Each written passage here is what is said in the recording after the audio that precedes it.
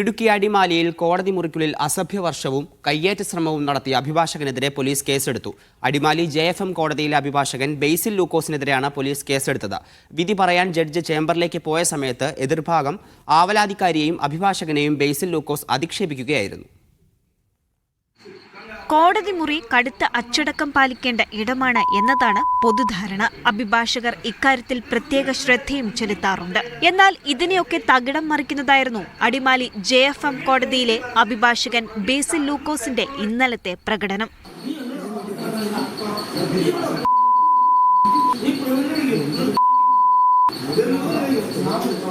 കേസിൽ വാദം പൂർത്തിയായി വിധി പറയാൻ ജഡ്ജ് ചേംബറിലേക്ക് പോയപ്പോൾ ബേസിൽ എതിർഭാഗം അഭിഭാഷകന്റെ അടുത്തേക്ക് ചെന്നു.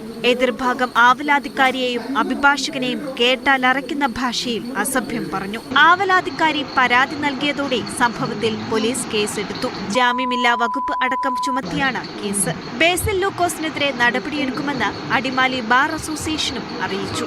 മീഡിയ 1 ഇടുക്കി.